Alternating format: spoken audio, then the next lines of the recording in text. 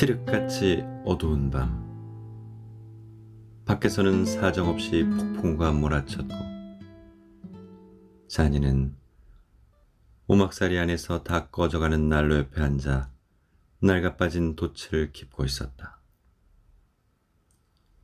억수같이 굵은 빗줄기는 잠시도 쉬지 않고 유리창에 와서 부딪히고 성난 파도가 철썩이며 암벽에서 부서지는 소리가 요란스레 들려왔다. 잔이는 그처럼 요란하게 부서지는 파도 소리가 무서웠다. 그렇게 밖에서는 폭풍우가 세상을 집어삼킬 듯 요동을 쳤지만 가난한 어부의 오막살이 집안은 포근하고 아늑했다. 비록 흙바닥일 망정 바닥은 깨끗하게 정돈되어 있었고 난로에서는 마른 나무들이 바지직거리며 제 몸을 불태워 방 안을 따뜻하게 해주었다. 그리고 방 한쪽 구석의 찬장에는 깨끗한 접시와 그릇들이 가지런히 놓여 있었다. 집안의 저편에는 낡긴 했지만 제법 튼튼한 침대가 놓여 있었고 낡은 카펫이 깔린 방바닥에는 바깥의 요란한 폭풍에 아랑곳하지 않고 어부의 5 아이들이 새근거리며 잠자고 있었다. 자니의 남편은 지금 고기를 잡으러 바다에 나가 있다. 물론 폭풍우가 몰아치는 춥고 사나운 날씨에 바다에 나가는 것은 위험한 일이지만 먹고 살기가 빠듯해 날씨를 가려가며 일할 수 있는 처지가 아니었다. 자니는 열심히 바느질을 하면서도 마음은 줄곧 바다에 나가 있었다. 더욱이 오늘처럼 폭풍우가 거세게 몰아치는 날이면 한시도 마음을 놓을 수가 없었다. 간간히 거센 폭풍우를 뚫고 갈매기 우는 소리가 들려왔다. 비는 줄기차게 퍼부었고 자니는 불안하고 불길한 마음에 자꾸만 부정적인 장면이 머릿속에 떠올랐다. 폭풍우의 배가 난파당하는 장면이 그림처럼 떠올랐던 것이다. 배가 암초에 걸려 부서지고 사람들이 살려달라고 아우성치는 모습이 눈에 선했다.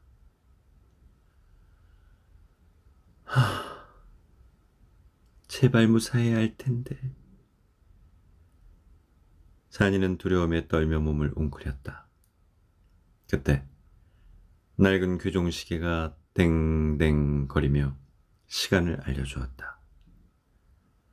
철부지 아이들은 아무것도 모른 채 잠에 빠져있고 자니는 곰곰이 생각에 잠겼다. 먹고 사는 일이 정말 쉽지 않다. 남편은 자신의 몸을 돌보지 않고 추위와 폭풍우를 무릅쓰고 바다에 나가 시시각각 조여오는 위험 속에 자신을 내맡기는 일이 다반사고 그녀는 이른 새벽부터 밤늦게까지 쉴 새 없이 부지런히 일을 해야 겨우 입에 풀칠을 하는 실정이다.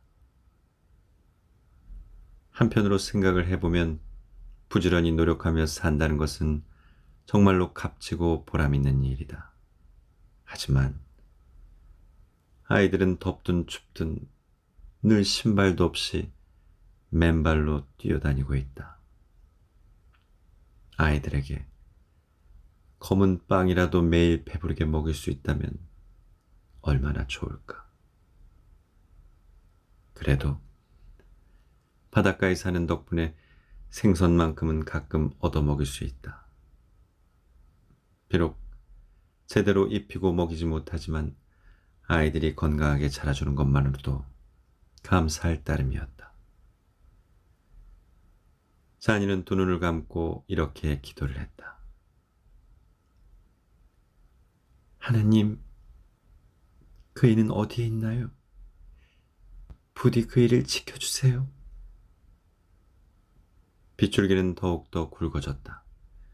마음이 불안해서 도무지 집안에만 있을 수 없었던 자니는 외투를 걸치고 작은 램프를 들고는 밖으로 나갔다.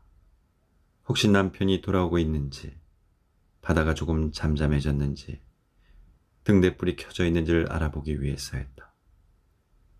하지만 밖은 여전히 추웠고 심한 폭풍우가 휘몰아치고 있었다. 어느덧 자니의 발길은 아랫마을의 해변에 인접한 낡은 초가집 앞에 이르렀다. 벽은 허물어지고 앙상한 기둥에 매달려 있는 낡은 문짝 하나가 보였는데 그 문짝은 바람이 몰아칠 때마다 삐걱거리고 있었다. 폭풍우는 마치 그 초가집을 한 입에 삼키기라도 하려는 듯 세차게 불어닥치고 있었다. 그곳을 지나치려던 자니는 문득 한 가지 생각을 떠올렸다. 가엾은 사람, 내가 깜빡했구나. 저 불쌍한 사람을 좀 더 일찍 돌봐주었어야 하는데. 남편이 저 사람은 늘 외롭고 아무도 돌봐줄 사람이 없다고 안타까워했는데. 자니가 문을 두드렸지만 안에서는 아무런 대답이 없었다. 자니는 잠시 머뭇거리며 생각에 잠겼다. 아픈 모양인가 봐. 팔자도 세지. 둘째를 임신하고 과부가 됐으니 어린 것들이 저 여자 하나만 바라보고 살아야 하는데 가엾어라. 자니가 여러 번 문을 두드렸지만 안에서는 여전히 인기척이 없었다. 안에 계세요? 그래도 대답이 없다. 주무신다면 그냥 돌아갈게요. 온몸이 비에 젖은 자니는 몸이 와들와들 떨렸다. 그녀가 막 발길을 돌리려는 순간 거센 비바람이 자니의 외투를 날려버리라도 하려는 듯 사납게 몰아쳤고 자신도 모르게 몸이 문에 부딪히면서 저절로 문이 열려버렸다. 자니는 집 안으로 들어섰고 그녀의 손에 들고 있던 램프가 집안 구석구석을 비춰주었다. 그저 모양만 집이지 집안은 바깥보다 더욱더 썰렁한 기운이 감돌고 있었다. 천장의 구석구석마다 빗물이 흘러들었고 문을 등진 벽에는 지저분한 지푸라기 더미가 보였다. 그 위에 죽은 과부의 시체가 놓여 있었다. 머리를 뒤로 젖히고 커다란 입을 벌린 채 싸늘하게 식어버린 그 얼굴은 절망과 고뇌가 꽁꽁 얼어붙은 채 그대로 있었다. 더욱이 죽어가면서까지 뭔가를 열심히 붙잡으려 했던지 쭉 뻗은 그녀의 푸르스름한 손은 지푸라기 침대 아래로 축 처져 있었다. 죽은 여인의 발치 아래에는 때에 절어버린 이불이 있었는데 그 속에 아이들이 누워 있었다.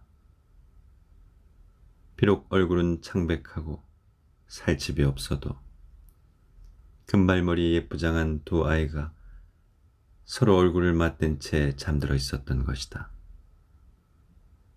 사나운 폭풍에도 불구하고 아이들은 곤히 잠을 자고 있었다. 어머니는 마지막 순간까지도 아이들의 몸을 헌 이불로 감싸주고 자기 옷을 아이들에게 덮어주었던 모양이다. 죽음보다 강한 어머니의 사랑이었다. 한 아이는 고사리 같은 손으로 뺨을 고이고 있었고 다른 아이는 형의 목에 귀여운 얼굴을 맞대고 있었다. 그들은 세상의 그 무엇도 그들의 포근한 잠을 깨우지 못할 정도로 깊고 달콤한 잠에 빠져 있었다. 밖에서는 비바람이 더욱더 거세게 몰아쳤고 천장을 타고 흘러내리던 빗줄기가 죽은 여인의 얼굴에 떨어져 뺨으로 흘러내리고 있었다. 그것은 마치 근심과 걱정을 뒤로 남긴 채 차마 감기지 않는 눈을 감아야 했던 어머니의 한스러운 눈물처럼 보였다. 잔이는 갑자기 그 집에서 뭔가를 훔쳐서 외투자락 속에 감추고는 그 집을 도망치듯 뛰쳐나왔다. 누군가가 자신을 뒤쫓아오는 것 같아 그녀의 심장은 방망이질을 하는 것처럼 요동을 쳤다. 집에 돌아오자마자 그녀는 외투 속에 싸들고 온 것을 침대 위에 내려놓고 재빨리 이불로 덮어놓았다. 그리고는 정신없이 의자를 끌어당겨 주저앉은 다음 침대 끝에 이마를 대고 엎드렸다. 그녀의 얼굴은 몹시 창백했고 마치 발작을 일으키듯 심장이 쿵쾅거렸다. 양심의 가책을 받은 듯 그녀는 간간히 이렇게 중얼거렸다. 그이가 뭐라고 할까? 대체 내가 무슨 짓을 한 거지? 아, 이 일을 어쩐담. 난 바보야. 바보. 혹시 그이가 오지는 않았을까? 아직 오지 않았군. 차라리 그이가 와서 실컷 때려주기라도 한다면 좋으련만. 아, 나는 몹쓸 짓을 한 거야. 그때 인기척이 들리는 것 같아 잔이는 몸을 벌벌 떨며 의자에서 일어났다. 내가 잘못 들었나? 하나님, 제가 왜 이런 짓을 했을까요? 이런 짓을 하다니. 이제 일에 지쳐 돌아올 남편의 얼굴을 어떻게 대해야 하나요? 잔이는 말없이 침대 옆에 앉아 있었다. 온갖 고뇌로 인해 가슴이 조여드는 것 같았다. 이윽고 비가 그치고 먼동이 터왔지만 바람은 여전히 거셌고 파도 소리도 성난 외침처럼 들려왔다. 갑자기 문소리가 들려오더니 축축하고 시원한 바람 한 줄기가 집 안으로 흘러들어왔다.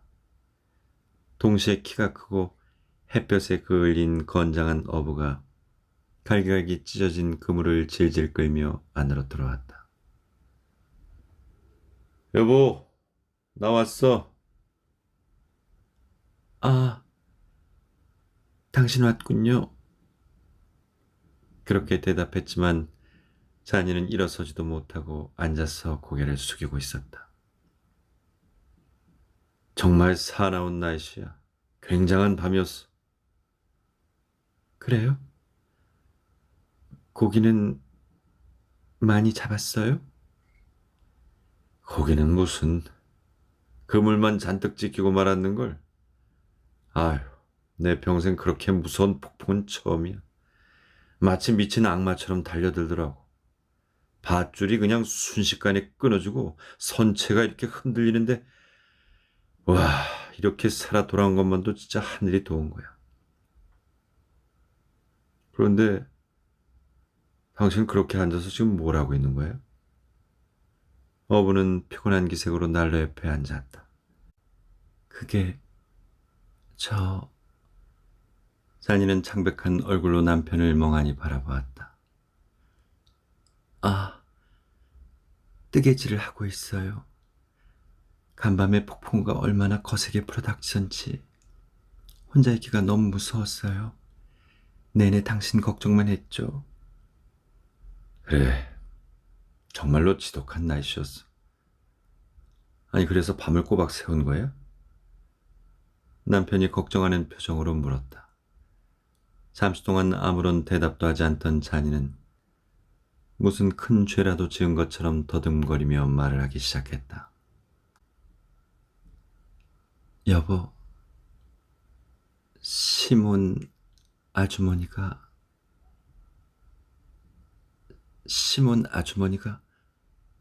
죽었어요. 언제 죽었는지는 몰라요. 모르긴 몰라도 당신이 그 집에 다녀온 엊그제쯤 되는 것 같아요. 죽을 때 몹시 고통스러웠나 봐요. 어린 것들을 두고 떠나려니 찢어지도록 마음이 아팠겠죠. 더욱이 젖먹이 둘을 남겨놨으니 큰아이는 기어다니기라도 하지만 작은아이는 아직 그것도 못하는데. 갑자기 자니가 입을 다물었다. 진지한 표정으로 자니의 말을 듣고 있던 순박한 남편의 표정이 엄숙하게 변했다.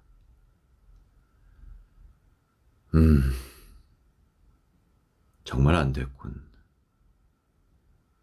그 아이들의 앞날이 걱정이야. 그는 안쓰럽다는 듯 목덜미를 손으로 벅벅 긁으며 말을 했다. 아이들이라도 데려오지 그랬어. 아이들이 잠이 깨면 엄마를 찾을 텐데. 당신이 가서 어린 것들부터 데려오구려. 하지만 자니는 못 박힌 듯 꼼짝하지 않고 앉아 있었다. 왜? 아이들을 데려오는 것이 싫어서 그래? 평소 당신답지 않게 왜 그래?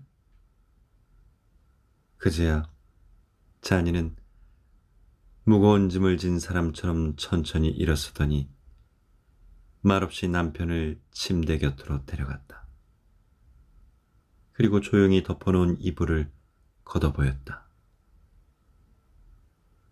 이불 속에는 죽은 과부의 아이들이 얼굴을 맞댄 채 평화스러운 표정으로 깊은 잠에 빠져 있었다.